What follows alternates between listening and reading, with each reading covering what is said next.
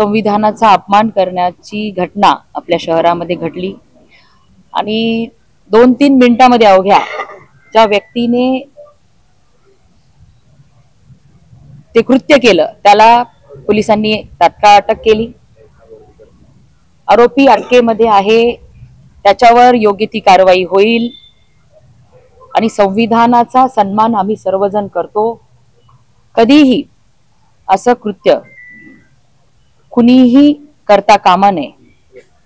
संविधानाला भारतीय जनता पार्टी, नरेंद्र मोदीजी, देवेंद्र फडणवीस साहेब आणि आम्ही सर्वच भारतीय जनता पार्टीचे कार्यकर्ते हे नेहमी आदर सन्मान आम्ही संविधानाचा करतो। संविधान गौरव यात्रा सुद्धा आमच्या भारतीय जनता पार्टीची काही दिवसांमध्येच निघणार आहे। अशा वेळी ती घटना घडल्यानंतर आमच्यासारखे संविधानाला मानणारी आणि जिल्हाभरातून सर्वच मंडळींनी ती घटना घडल्या आपल्या शहरातल्या सुद्धा व्यापारी बांधवांनी घटनेची तीव्रता लक्षात घेता आंबेडकरवादी बांधवांच्या भावना लक्षात घेता तात्काळ आपली सर्व दुकानं बंद केली। 10 डिसेंबरला परत परभणीतल्या सर्व मंडळींनी ठरवलं की आपण 11 डिसेंबरला ह्या घटनेचा निषेध दर्शविण्यासाठी परभणी बंदचं आवाहन केलं। त्याला सुद्धा सर्वांनी चांगला प्रतिसाद दिला। शांततेमध्ये परभणी बंद चालू होता। बौद्ध समाज नेहमी शांतता प्रिय राहिलेला आपण बघितलेला आहे। जिल्हाभरातल्या बौद्ध समाज आणि संविधानावरती विश्वास असलेल्या, संविधानाचा आदर करणाऱ्या सर्वांनी त्या बंदला चांगला प्रतिसाद दिला। व्यापाऱ्यांनीही सुद्धा कडकडीत बंद सगळीकडे ठेवला असताना ह्या गोष्टीचा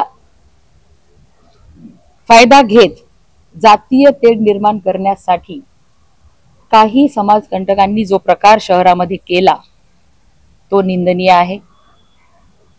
खरं तर काल ही घटना घडल्यानंतर आपल्या जिल्ह्याचे खासदार बंडू जाधव साहेब व फौजिया खान यांनी जे स्टेटमेंट केलेत त्यांच्या स्टेटमेंटमुळे काही मंडळींनी हा प्रकार तर केला नसेल ह्याची सुद्धा सखोल अशी चौकशी झाली पाहिजे ही आमची मागणी आहे। आणि त्यांनी जे स्टेटमेंट केले की सकल हिंदू समाजाच्या मोर्चातल्या काही मंडळींनी हा प्रकार घडून आणलेला आहे असं त्यांनी बोललेले आहेत।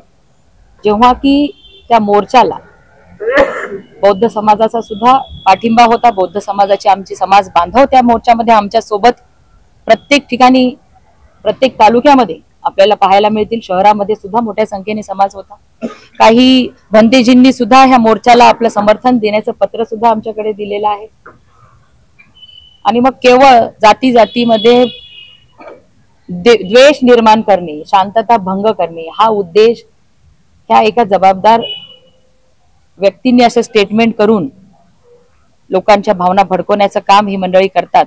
आणि त्यांच्या स्टेटमेंटनी किंवा जे उद्रेक करणारा, तुम्ही सर्वजण त्या दिवशी रस्त्यावर होतात, शांततेमध्ये सगळं चालू असताना 12-12:30 नंतर काही टोळक्यांनी, काही ग्रुपनी, काही लोकांनी हे जे काही प्रकार केलाय तो परभणी जिल्ह्यामध्ये, परभणी शहरामध्ये यापूर्वी आपल्याला कधी बघायला मिळाला नव्हता। त्यांच्या खांद्यावर बंदूक ठेवून कुणीतरी हे षडयंत्र करतंय का याचा तपास झाला पाहिजे आणि केवळ सकल हिंदू समाजाच्या मोर्चाला गालबोट लागावं म्हणून या दोघांनीही केलेले स्टेटमेंट, वक्तव्य हे त्यांनी क्षमा मागावी आणि त्यांच्यावरती कारवाई झाली पाहिजे ही आमची सर्वांची मागणी आहे। ठळक घडामोडींसाठी देशोन्नती न्यूज चॅनलला सबस्क्राइब करा आणि बेल आयकॉन प्रेस करा। मुंबई, पुणे, नागपूर, मराठवाडा असो का विदर्भ, राजकीय, सामाजिक, शैक्षणिक क्षेत्र असो का क्रीडा, सर्वच घडामोडीचे विश्लेषण पाहायला विसरू नका। फक्त देशोन्नती न्यूजवर।